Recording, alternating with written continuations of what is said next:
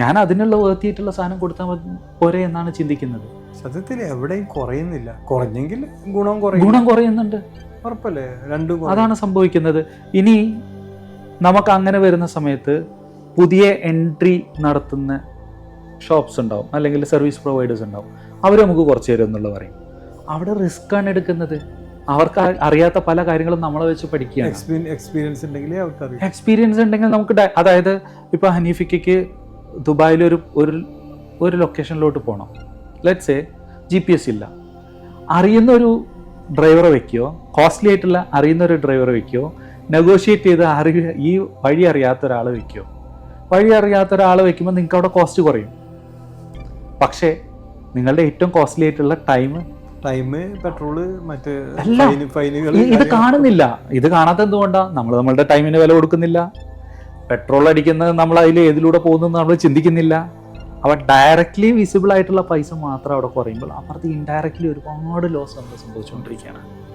എന്നിട്ട് ലാസ്റ്റ് അവരെ കുറ്റം പറയും. അത് പറയും. അത് ശ്രദ്ധിച്ചിട്ടുണ്ടോ? ലോ കോസ്റ്റ്, ലോ പ്രൈസിൽ വിൽക്കുകയും വാങ്ങുകയൊക്കെ ചെയ്യുന്ന ആളുകൾ തമ്മിൽ മാത്രമാണ് പ്രശ്നം. മനസ്സിലായില്ലേ? നിങ്ങൾ പ്ലാനറ്റ് കഫേയിൽ ചെന്നിട്ട് എപ്പോഴെങ്കിലും അടി നടക്കുന്നത് കാണാറുണ്ടോ? ചായക്കടയിൽ ചെല്ലുമ്പോൾ ചിലപ്പോൾ അടി കിടക്കും. പറഞ്ഞാൽ മനസ്സിലായോ? അവിടെ ചെല്ലുമ്പോൾ ആളുകൾ ചെയ്യില്ല. കാരണം അവിടെ അവർ കൊടുക്കുന്ന ഫെസിലിറ്റി, ടൈം, ഡിലേ വന്നാൽ പോലും ഈവൻ 20-30 മിനിറ്റ്സ് ആയാലും നമ്മൾ വെയിറ്റ് ചെയ്തിരിക്കും. ആ കൾച്ചറാണ് അവിടെ ബിൽഡ് ചെയ്തിരിക്കുന്നത്. അതിന് വാല്യൂ കൊടുത്തുകൊണ്ടാണ് അവിടുത്തെ സ്ഥലങ്ങളെല്ലാം അവർ ഫിക്സ് ചെയ്തിരിക്കുന്നത്, ഇൻറ്റീരിയർ ചെയ്തിരിക്കുന്നത്, മ്യൂസിക് ഇട്ടിരിക്കുന്നത്. മനസ്സിലായില്ലേ? അടി നടക്കുന്നത്. ഇപ്പം ഞാൻ എന്തുകൊണ്ടാണ് എൻ്റെ ലോ പേയിങ്, ഏറ്റവും ലോ പ്രോഫിറ്റ് ആയിട്ടുള്ള കസ്റ്റമേഴ്സിനൊക്കെയും പതുക്കെ ഞാൻ മറ്റാളുകൾക്ക് ഷിഫ്റ്റ് ചെയ്യുക അല്ലെങ്കിൽ എലിമിനേറ്റ് ചെയ്യുകയോ ചെയ്തു. ഇപ്പം എൻ്റെ ഓർമ്മ ശരിയാണെങ്കിൽ കഴിഞ്ഞ ഈ ഒരു കോവിഡ് കാലഘട്ടത്തിൽ അറൗണ്ട് 100 കസ്റ്റമേഴ്സോളം ഞാൻ റിന്യൂ ചെയ്യാതെയും കട്ട് ചെയ്തിട്ടുണ്ട്, ഫോളോ അപ്പ് ചെയ്യാതെയും കട്ട് ചെയ്തിട്ടുണ്ട്. ഒബിയസ്ലി എന്നെ വേണം എന്ന് ആഗ്രഹമുള്ള ആളുകൾ എന്നിലോട്ട് വന്നവർ മാത്രമേ റീറ്റെയിൻ ചെയ്തിട്ടുള്ളൂ. ഞാൻ അങ്ങോട്ട് പോയിട്ട് അവരെ റീറ്റെയിൻ ചെയ്തിട്ടില്ല. കാരണം അവർ സത്യം പറഞ്ഞു കഴിഞ്ഞാൽ നമുക്ക് കൂടുതൽ ഹെഡ് ഏക്സാണ് തരുന്നത്. ചോദ്യങ്ങളുണ്ടാവും. ആമസോൺ ക്രിയേറ്റ് ചെയ്യാൻ എത്ര വരും? ആർക്കാണ്? അത് പട്ടിക്കാടിനാണ്, അല്ലെങ്കിൽ അങ്ങനെ ചെറിയൊരു വില്ലേജാണ് എന്നുള്ള രീതിയിലുള്ള സംസാരമാണ്.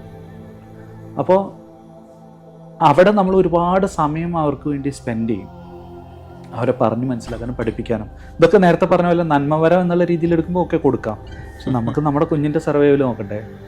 ഈ പറയുന്നതിനൊന്നും ആ തട്ടിലുള്ള ആളുകൾക്ക് വാല്യൂ ഇല്ല. അവർ ഫൈനലി ചോദിക്കും നിങ്ങൾ പ്രൊപ്പോസൽ ഏതാണ്. ഈ പ്രൊപ്പോസൽ വെച്ചിട്ടാണ് അടുത്ത 2-3 ഷോപ്സിലോട്ട് പോകുന്നത്.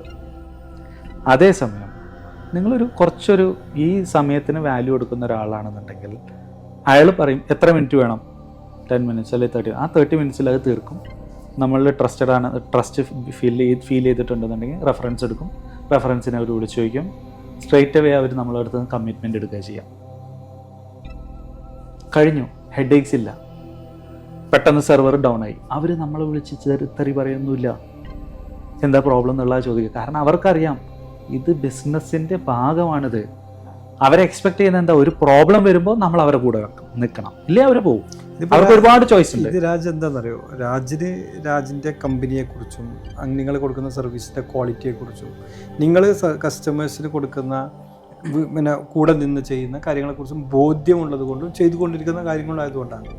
പക്ഷെ ഒരു കസ്റ്റമറിനെ സംബന്ധിച്ച് ഇപ്പോൾ ചിലപ്പോൾ രാജിനെ അറിയാത്തവരായിരിക്കാം, അല്ലെങ്കിൽ മറ്റൊരാൾ ഇതേപോലെ വലിയ എമൗണ്ട്സുകൾ അവർ ഇൻവെസ്റ്റ് ചെയ്യുന്നുണ്ട്.